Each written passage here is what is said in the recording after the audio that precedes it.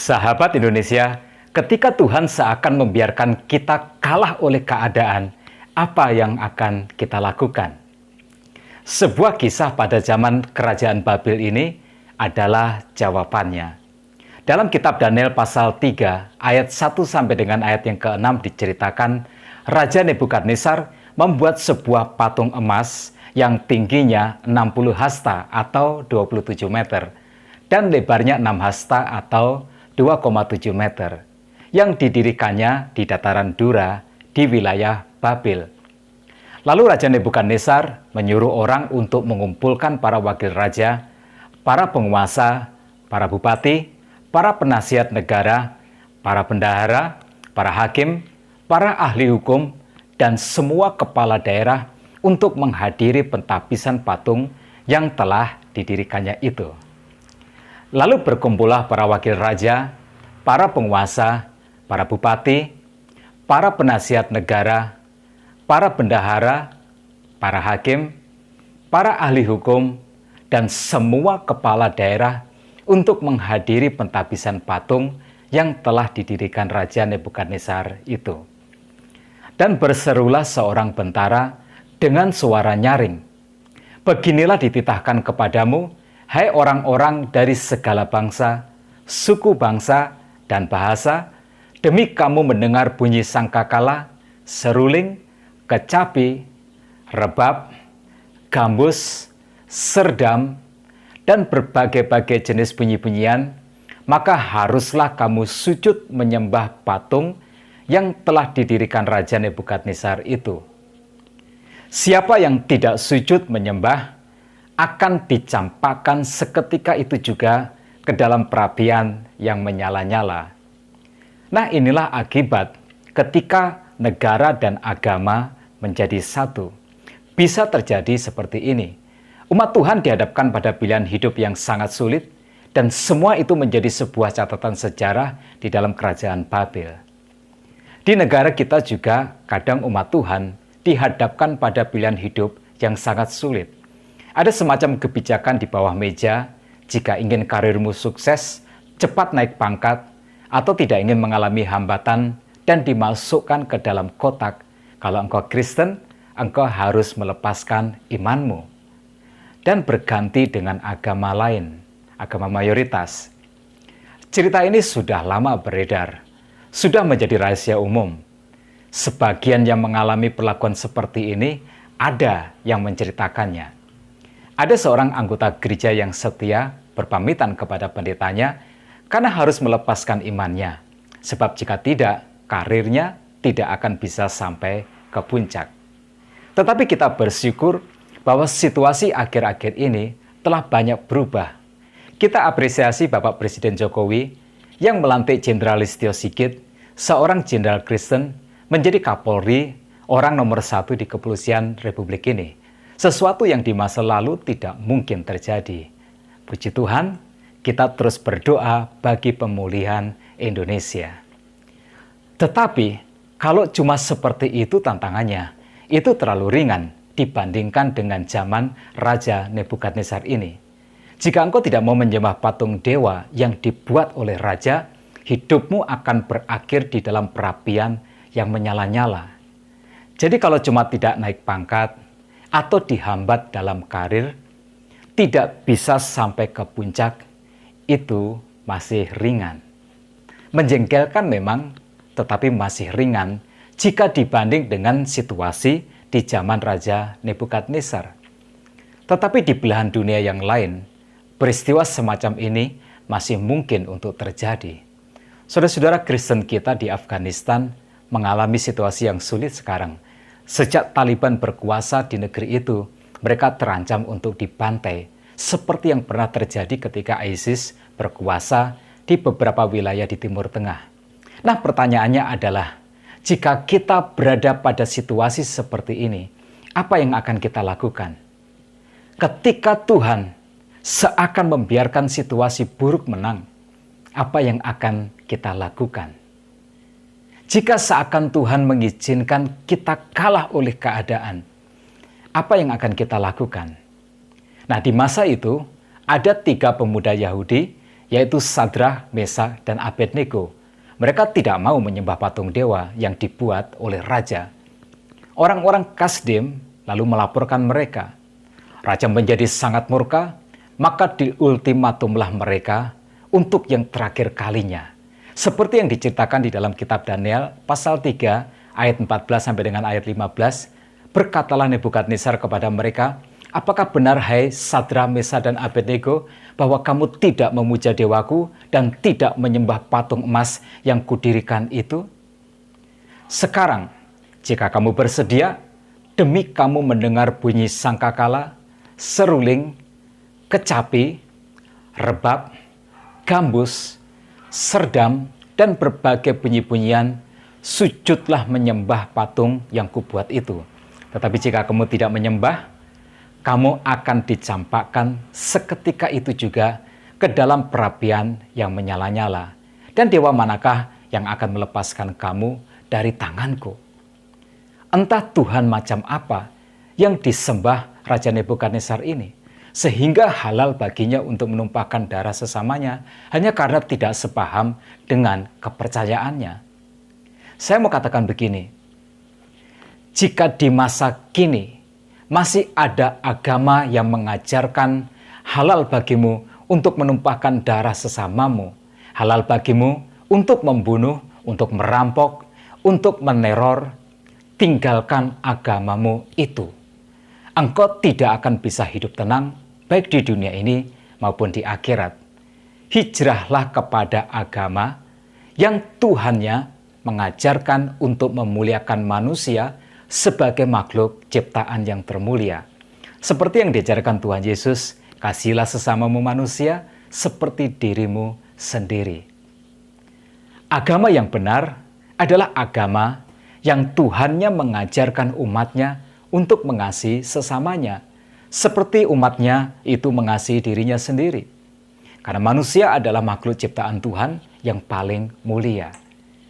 Jadi, ketiga pemuda ini, Sadrah, Mesak, dan Abednego, dihadapkan pada pilihan hidup dan mati. Itu sebuah pilihan yang sangat sulit. Kita tidak berharap ini akan terjadi lagi. Tetapi kadang semacam ini bisa terjadi. Memilih iman, risikonya adalah kematian. Atau melepas iman demi mempertahankan hidup yang nyaman. Memilih iman, risikonya bisa kehilangan jabatan.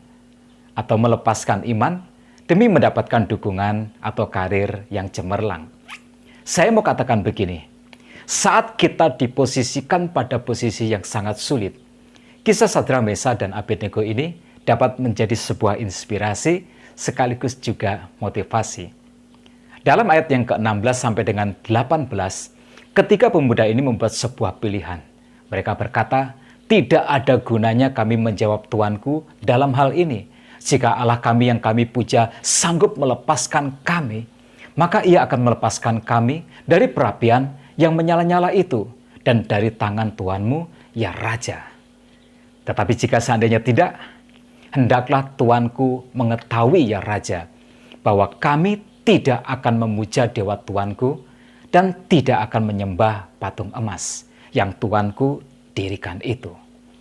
Sahabat Indonesia, mereka memilih imannya dan mereka kemudian dilemparkan ke dalam perapian yang menyala-nyala seperti yang dikatakan di dalam ayat yang ke-21, lalu diikatkan ketiga orang itu dengan jubah, celana, topi, dan pakaian-pakaian mereka yang lain dan dicampakkan ke dalam perapian yang menyala-nyala.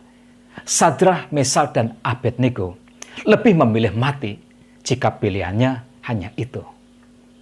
Demi iman dan cintanya kepada Tuhannya, kematian tidaklah menakutkan mereka. Kematian justru mempercepat pertemuan mereka dengan Tuhannya di dalam surga. Jadi, Tuhan tidak selalu menghindarkan kita dari bencana atau kematian, sekalipun Dia bisa untuk menyelamatkan. Tuhan tidak selalu menjawab sesuai dengan doa dan harapan kita, sekalipun yang kita doakan dan harapkan adalah doa dan harapan yang terindah. Tuhan kadang mengambil keputusan yang berbeda. Bukan karena kurang percayanya Sadrak, Mesak, dan Abednego, sehingga Tuhan membiarkan mereka dilemparkan ke dalam api. Bukan. Bukan karena dosa Sadrak, Mesak, dan Abednego, sehingga Tuhan tidak mendengar doa dan harapan mereka. Bukan. Tetapi ini yang Tuhan ajarkan melalui peristiwa ini. Sekalipun Tuhan mengambil keputusan yang berbeda dengan apa yang kita doakan dan harapkan, Tuhan tahu apa yang terbaik di dalam hidup ini. Kesalahan yang tidak disadari oleh orang Kristen adalah menduniawikan kebenaran firman Tuhan. Orang yang menduniawikan kebenaran firman Tuhan, dia berkata, Tuhan pasti menghindarkanmu dari kesulitan. Belum tentu. Kalau kita setia dan taat kepada firman Tuhan, maka hidup kita pasti akan dijauhkan dari kesusahan. Itu menduniawikan kebenaran firman Tuhan. Sebab itu memang yang kita harapkan dan inginkan. Orang yang menduniawikan kebenaran firman Tuhan, kadang juga berkata, kalau kita sungguh-sungguh ikut Tuhan, kita sungguh-sungguh taat, pasti hidup kita akan berkelimpahan. Tidak selalu seperti itu di dalam Alkitab. Kita tidak boleh menduniawikan kebenaran firman Tuhan. Mengikut Tuhan itu juga berarti bahwa kita harus memikul salib. Nah, sikap heroik dan penuh iman dari Sadrak, Mesak, dan Abednego membuat mereka dihadiahi perapian yang menyala-nyala. Saya mau katakan begini, Tuhan kadang membuat keputusan yang berbeda dengan apa yang kita doakan dan dengan apa yang kita harapkan.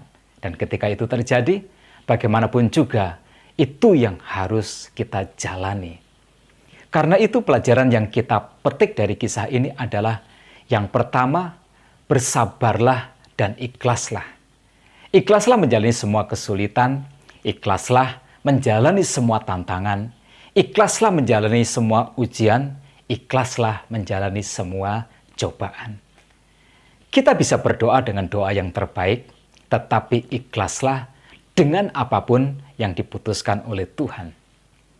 Kita bisa berharap kepada Tuhan dengan pengharapan yang terindah, tetapi ikhlaslah dengan apapun yang menjadi kehendak Tuhan, seperti ikhlasnya Sadrak, Mesak, dan Abednego ini.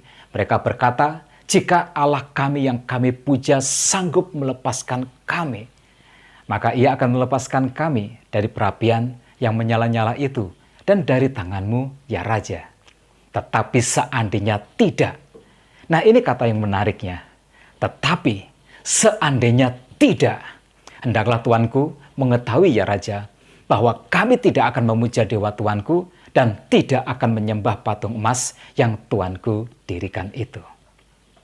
Sadrak, Mesak, dan Abednego ikhlas.